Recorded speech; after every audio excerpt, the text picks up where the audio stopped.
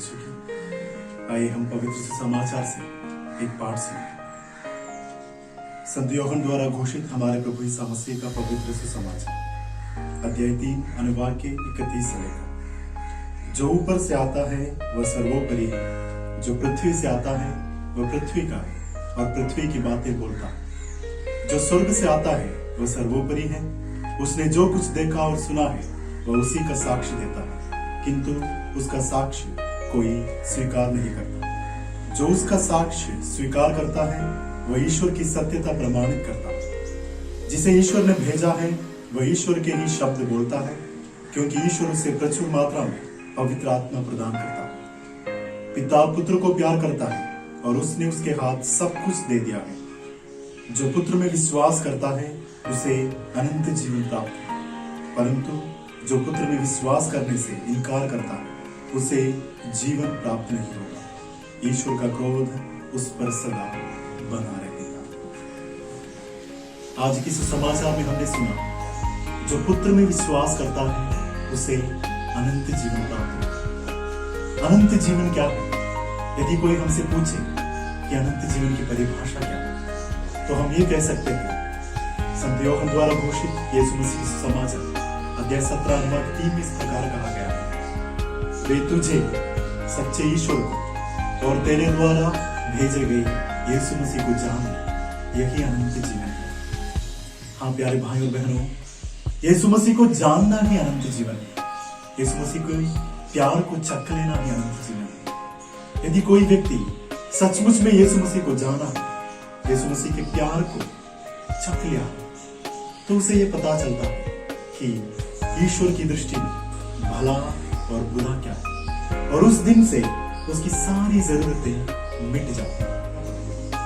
यही अनंत जीवन है।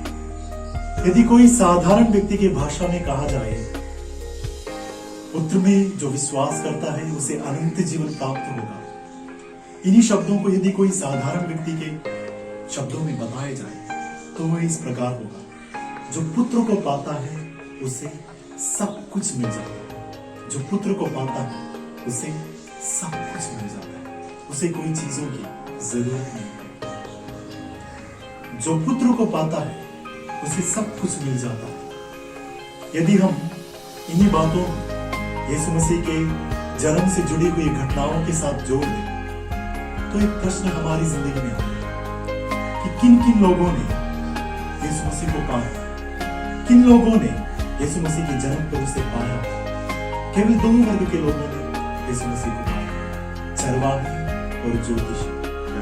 चरवाहे जो सरल हृदय के थे, उन्हें सरल हृदय इसलिए कहा जाता है क्योंकि वे जानते थे कि उन्हें कुछ नहीं पता, केवल अपनी भेड़ बकरियों को चराना, दूध निकालना, दूध बेचना ही वो लोग जानते थे, और इसलिए वे सरल हृदय के थे। दूसरी तरफ ज्योतिषी लोग, वे विनीत हृदय के थे।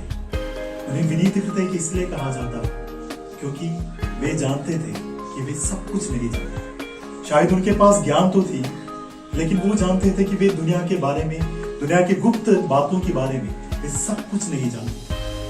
इसलिए केवल 2 वर्ग के व्यक्तियां ही यीशु मसीह को पाए, जो सरल हृदय के थे और जो विनीत हृदय के। यशायाह नबी के ग्रंथ अध्याय 67 अनुवाद 3 में इस प्रकार कहा गया है, मैं उन लोगों पर कृपा दृष्टि करूंगा जो हृदय से सरल है और विनीत है। तो आइए प्यारे भाइयों बहनों, आज 19 तारीख 25 तारीख ज्यादा दूर नहीं, हम ईश्वर से प्रार्थना करें कि हमें वो विनम्रता का हृदय दे, एक सरल हृदय दे, ताकि हम यीशु मसीह को पाए और यीशु मसीह को अपना सकें। आइए हम इसके लिए प्रार्थना करें।